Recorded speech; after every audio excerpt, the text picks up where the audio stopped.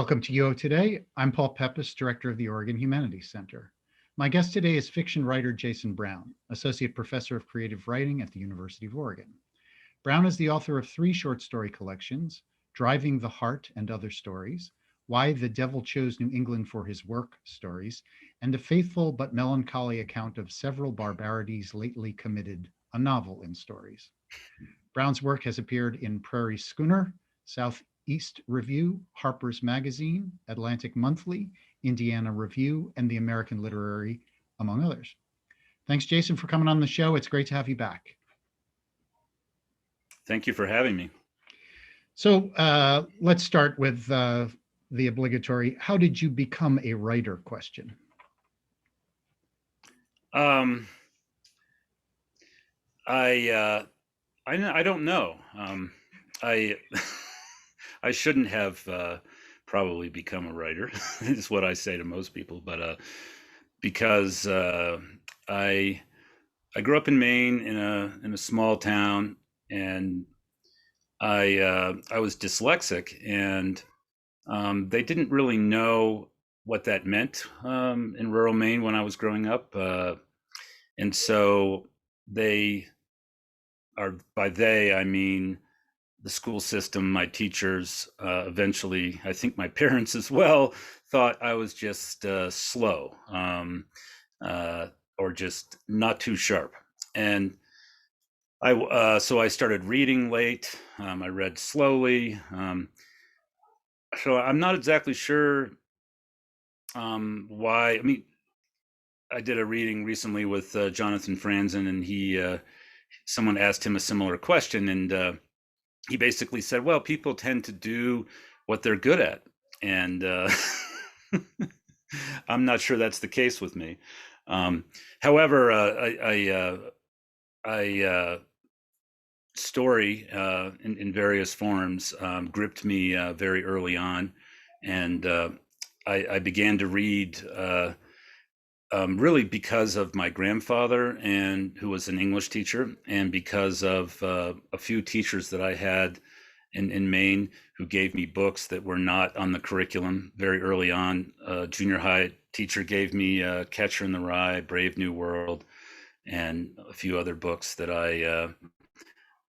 I were not on the curriculum, and I became sort of obsessed with those books, and it sort of opened up a door in my head that, and I started writing stories and keeping a journal when I was 11 or 12 years old.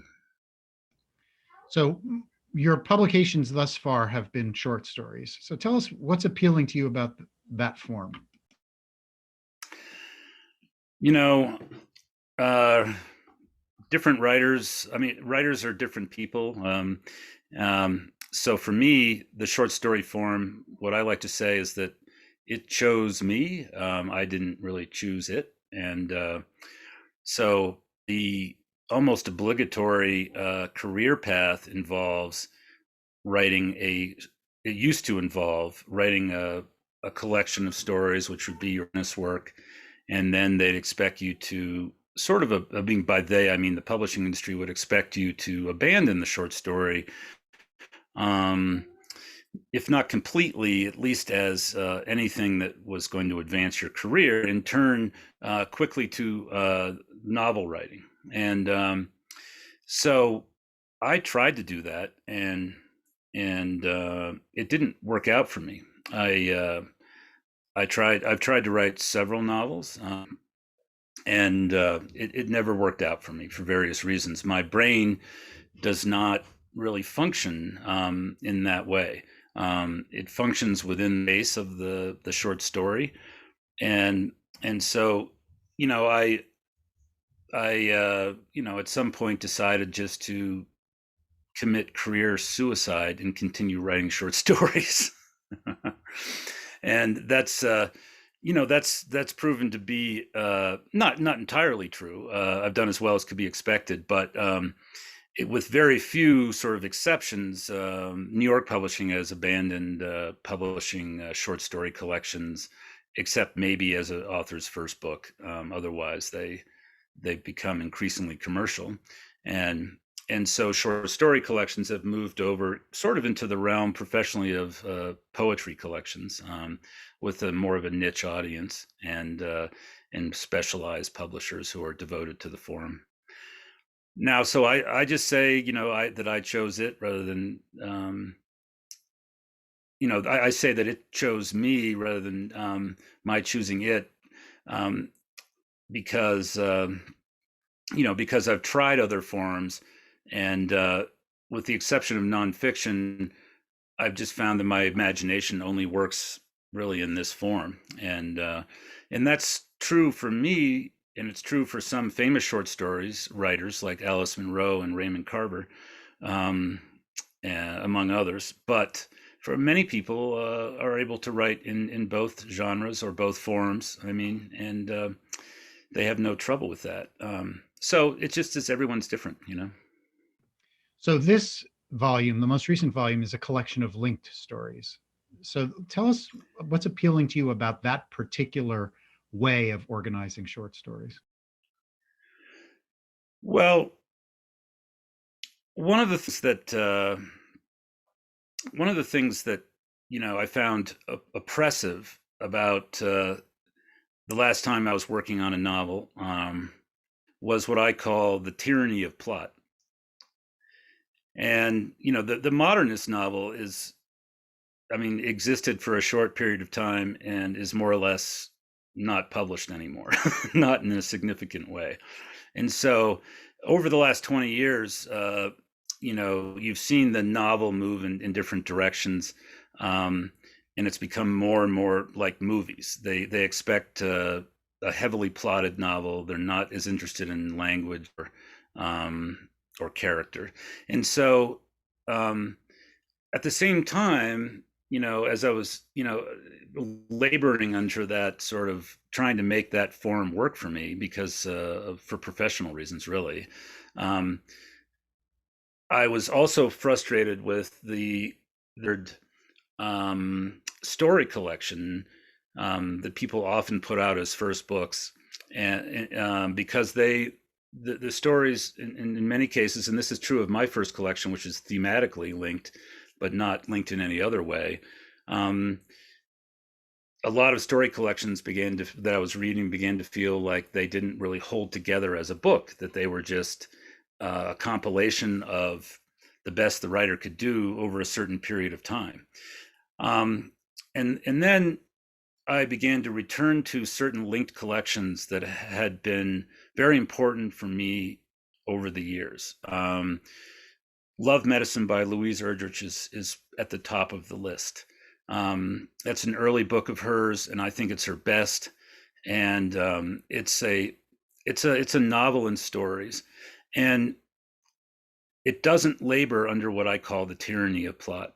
In other words, each story has the freedom to explore its own territory, but together as a compilation, or as a collection, um, the collection as a whole is much larger and creates a larger world, than any of the individual stories can do on their own. And I just began to feel that this is the real form. This is the true form where interesting work is happening right now, and in some ways has been happening. And I started to read more of those kinds of books, and I stopped being interested in reading novels. Not all novels, but that became my primary interest. And because they could function and do all the things that I liked about the novels that I loved, but they had more freedom to what I call wander away from the plot line, explore back eddies, you know, do things that novels today, at least, are conventionally not even allowed to do. Um, and so that's why I was attracted to the form. Louise Erdrich's Love Medicine is definitely one of the best in the 20th century, best examples in the 20th century, I think, for me. But other famous examples, are Dubliners, Winesburg, Ohio. Um, uh, there are many, many examples. So let's talk about Jason Brown's A Faithful but Melancholy Account of Several Barbarities Lately Committed.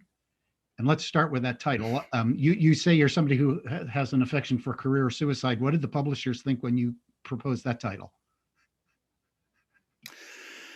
Well, this is not a major New York publisher, so they publish books to make art, not make money, and so they were more open to it. Even so, they had a publicist who was a New York person, professional person, and she said, you know, what are you thinking? You can't call the book this.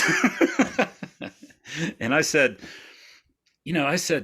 no one's going to buy the book anyway, so let's just call it whatever we want. So tell us about that And title. What's the source of the title? it's from a Cotton Mather, sermon during the time of Queen Anne's War. And the longer part of the title refers to, a faithful but melancholy account of several barbarities lately committed against, and I can't quote exactly, but something like Her Majesty's, subjects. And so essentially, it's a Cotton Mather was a Puritan minister in the early 1700s and late 1600s. I think he was involved in the Salem witch trials. He's one of the most prolific Puritan voices at that time. And essentially, this pamphlet that I quote from refers to the horrible things that the native people of New England and their French allies were doing to the poor English souls who had taken their land. And I laugh because, the irony is there. And for me. And so, it's a signal in a way that this is, I'm writing about the family in this book, descend, they're the Howland family. They descend from John Howland, who was on the Mayflower. He was a servant of one of the wealthier people. And he's my personal ancestor as well. And the way their consciousness sort of has evolved from that time when they came over to where they are now, late 20th century, early 21st century.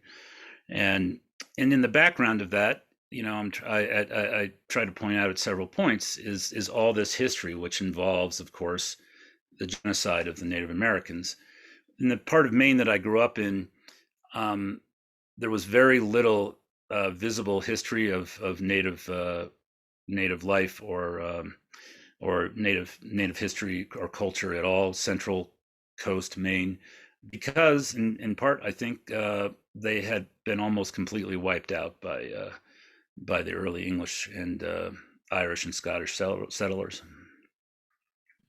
So would you mind reading a bit from the title story of the volume? Absolutely, love to. A faithful but melancholy account of several barbarities lately committed. The day before my sister's pretend wedding, the family gathered in Maine for our annual meeting at my grandfather's island house so he could tell us how much of a disappointment we'd been. Dressed like a clam digger in rubber boots, filthy canvas pants, and an old sweatshirt full of pipe ash holes, he rose from his wing chair and levered himself to his feet with his cane. Stains extended from his collar to his knees because at mealtimes he used himself as a plate. Like other monarchs, he may have confused menace with majesty and mistaken the wary looks of his subjects cowering in the wicker for devoted affection. He delivered his judgment not in words, but through his leaky blue eyes, which lingered on each one of us before coming to rest on my sister. I am going to die, he announced, and lifted Julia, his corgi, into his arms. The wicker groaned. Of course he was going to die, at some point. He was 94 years old. Are you ill? My aunt asked. With his flushed cheeks and one bony hand gripping the cane as if it were a sword, he didn't look sick, just spiteful. Most years he accused us all of a failure of cheerfulness and left it at that. No, there is nothing wrong with me. I'm going to die. That's all. I'm going to die on Saturday. But that's tomorrow, my sister said. I'm getting married here tomorrow. Well, you can go ahead and do whatever you want to, he said from the far side of the room, to where my fiancée, Melissa, stood next to a row of windows framing the Atlantic Ocean. Who's that woman? He asked. Melissa raised her ink-black eyebrows and looked at me. Is that why there's a big hole in the ground? My sister said, tipping her tennis racket west. We'd all noticed the hole, 3 feet deep, a little bigger than a coffin, on the way up from the dock, but no one had mentioned it until now in the hope that ignoring it would fill it in. It's not even in the graveyard, my sister added. Well, you're not putting me in the graveyard with all those people, my grandfather said to me for some reason. Those are our ancestors, and one of those people was your wife, Uncle Alden said. Is, is my wife. You're going to kill yourself on the day I get married, my sister said. She and my father had distinguished themselves as the only two people to stand up to my grandfather. My father lived in Oregon and hadn't been back to Maine. Of course, I'm not going to kill myself. You can't just decide to die, my sister said. Well, I can do whatever I damn well please. We all lowered our heads, except for my sister, who rolled her eyes. I'm getting in that hole on Saturday. And someone, my grandfather added, nodding at me, will be with dirt when I stop breathing. Why him? Uncle Alden said. Why does he get to bury you? Because he inherits the house. As of Saturday, the whole thing belongs to him. A great sigh seemed to rise from the floorboards, and Uncle Alden's head flopped forward. I felt dizzy and saturated, like someone who just downed 11 seltzer and lemons at a sports bar to prove he could sit there and not drink. At one time, before my first trip to Cope in Tucson, I'd spent every summer here on the island, crammed into this 18th century falling down cape with my sister and grandparents and cousins, all people I loved, but also vaguely resented. I had always assumed that one of us, probably Uncle Alden, would own it someday, but not me. I lived in Tucson and had no money. Thanks, Jason. Such a wonderful story, such a great beginning to the story. The two characters who figure most often in the stories are the two characters who figure most in this story, John Jacobs Howland, the narrator, and his grandfather, John Stoughton Howland. Say a little bit why these are the two figures who loom largest in the volume.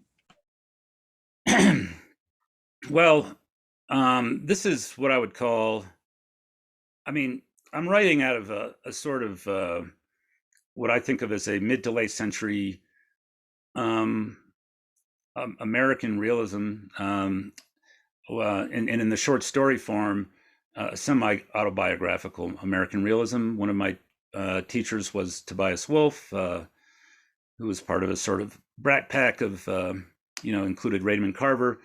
And I then went on to be very influenced by Alice Munro and other writers. And so this collection, in other words, is semi-autobiographical. And I was very close to my grandfather and very influenced by him, and probably would not have developed an interest in writing if it were not for him. He himself was not a very good writer.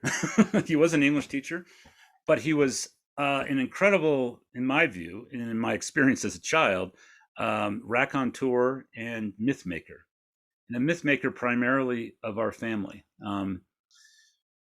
And that's what I grew up with. I lived with my grandparents. My grandmother was an artist, and my grandfather had been a teacher. And I lived with them in the summers and at other periods of time. They lived nearby us, and we had a large family, many cousins. And my grandfather was a myth maker of how we were special, is the way I think of it. That we were special as a family, and that there was a kind of specialness in our history. And there are many reasons that he was that way, but probably I speculate. But it had a huge influence on me, and in both negative and positive ways. And the positive way, one of the positive ways that it influenced me is that I had developed an interest in art and literature, and I also felt that that I was able to venture out and try that on my own. And there are other negative ways that it influenced me as well.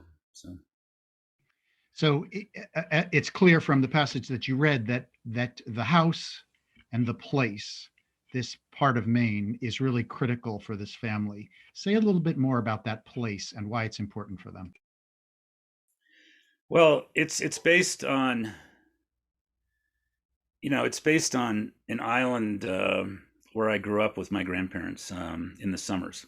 And, you know, my grandparents lived in Bath, Maine, and they lived on the river in a house that belonged to my great grandparents. And then we had this, it wasn't the house that's described in the book, but it was a cabin down on this island. And they would, when they were retired, they would go down from their house in this, old launch and in Bath down the river, and then to their house. And there was a lot of history in that house.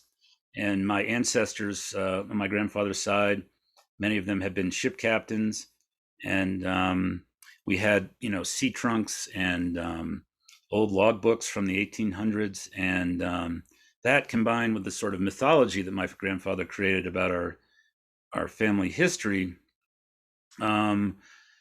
just created this sense in me of without my realizing it, that I belong to some really rich, not rich in terms of wealth, but very steeped in history and steeped in mythology. And the physical place was part of that.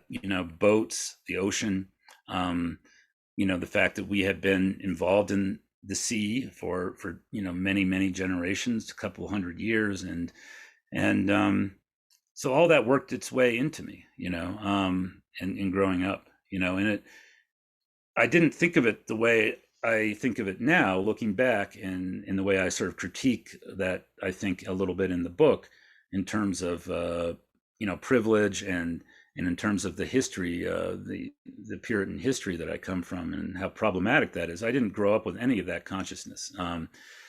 Neither did I grow up with a sense that this life that we were living was a function of wealth, because aside from the house, we had no money.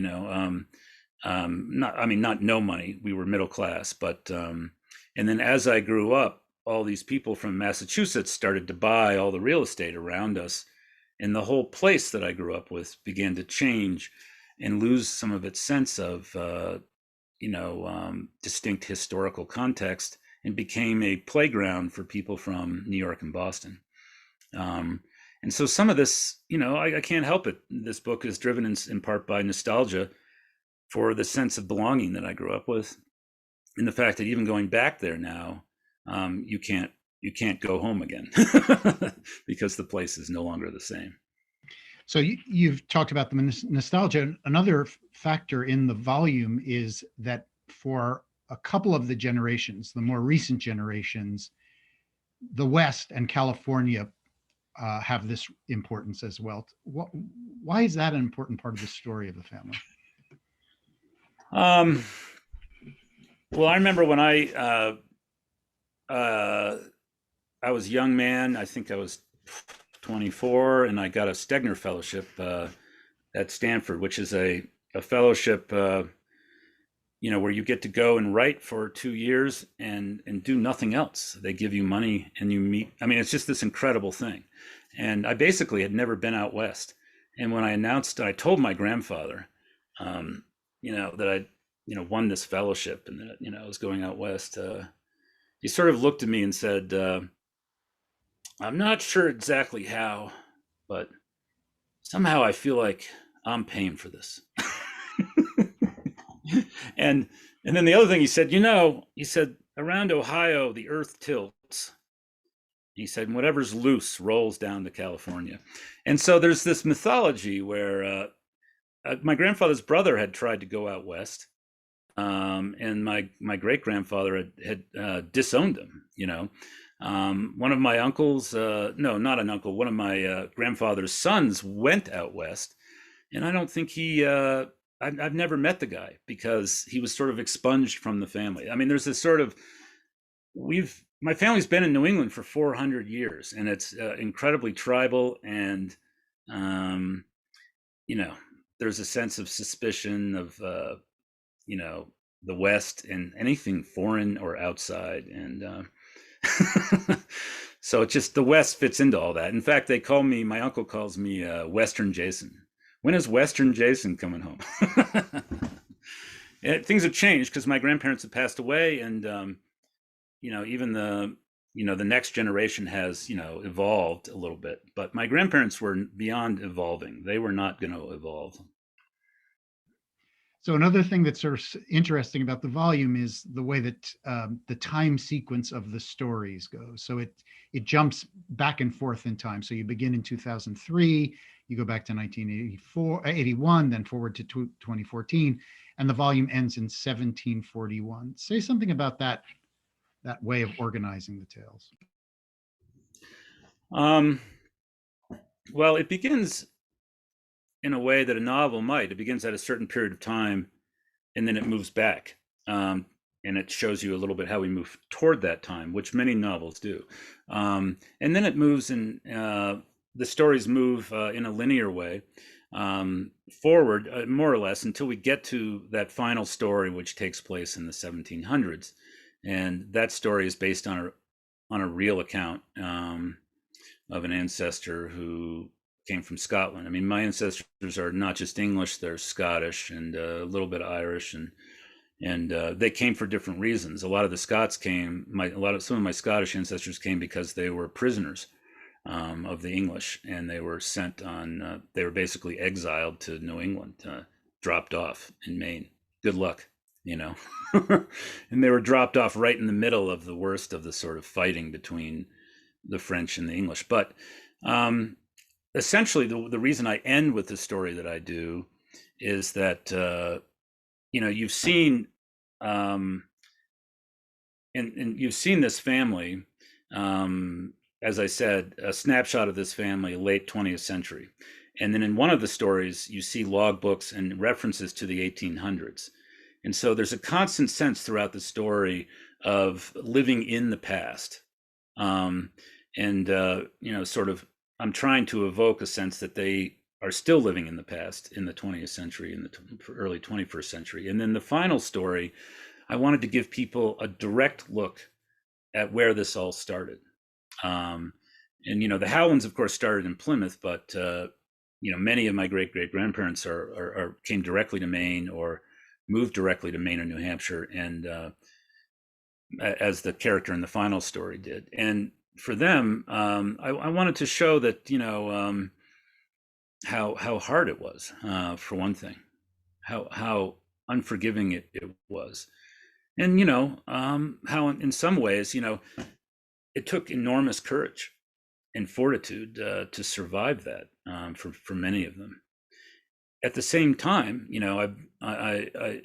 there's holding two opposing ideas at the same time. They were conquerors. They were pushing other people out through disease, and at the time, or shortly after the final story takes place, the Massachusetts government was paying people, paying people who lived in Maine about as much money as they could earn in half a year to produce one Native American scalp. And that's part of the genocide that happened. And so in the final story, we don't get direct reference to that, but we do get a view of, of how brutal and tough it could be, And for me, that's just all part of the larger story. If that makes any sense. Yes, it makes perfect sense. So you've told us a lot about the Howland family, but two of the stories don't focus on them. Flood and Wintering Over are not about them. So why did you include those two stories in the volume?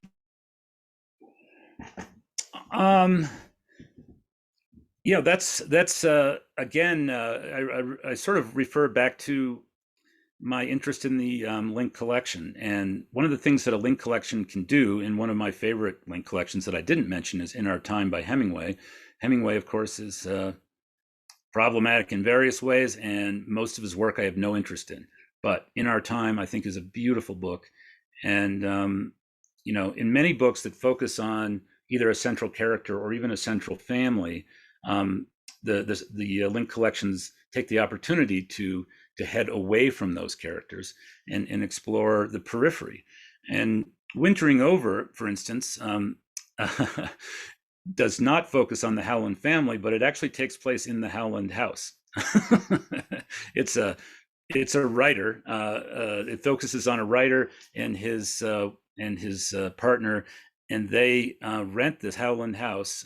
They're coming up from New York, and they rent the Howland house.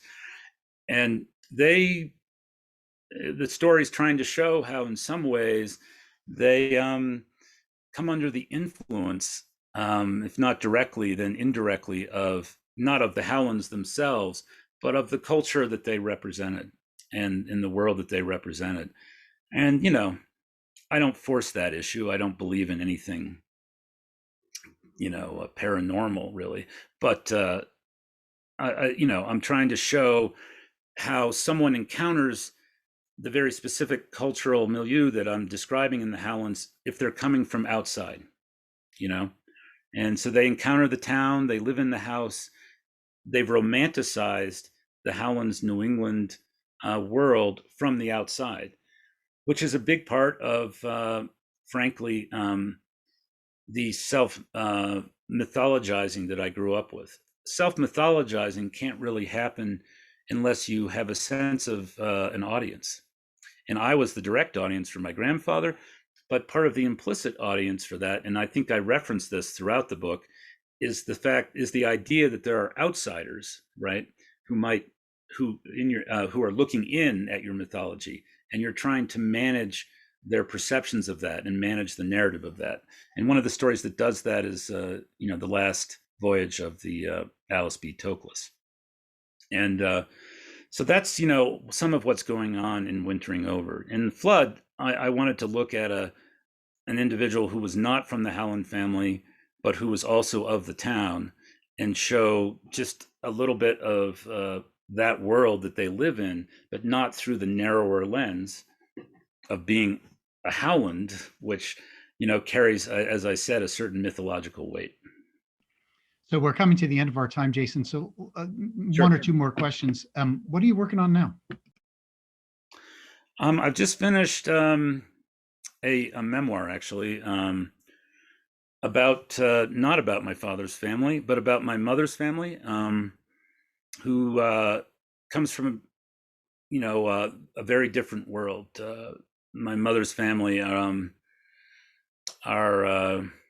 they're from upstate New York, and she has many many siblings, and they're all really from a blue collar background and German history, immigrant history. And they're not just blue collar. A lot of them have spent time in prison, jail, and institutions. And so it's really it's really a memoir and essays about growing up with my mother, who was addicted and mentally ill, and how that relationship influenced me, probably more than my father's family, frankly, and how that relationship has transformed itself, and how it transformed me, and my relationship to the world. And not I mean, my preface makes it sound as if it must have been all negative, but in fact the book focuses on overcoming difficult things, transformation, and how, in a way, rescuing your parents, your most difficult parents, is an important mission for one's own psychological transformation. Well, on that note of wisdom, Jason Brown, I want to thank you so much for taking the time to speak with us today. It's been a real pleasure. Thank you, Paul. I love doing this. Obviously, it's talking about myself, so I really appreciate the opportunity to talk about the book, and thanks for the hard work you do in this series. I think it's just a really important job. Thank you. Thanks very much. I've been speaking with Jason Brown, Associate Professor of Creative Writing at the University of Oregon. He is the author of A Faithful but Melancholy Account of Several Barbarities Lately Committed. Thanks so much for watching.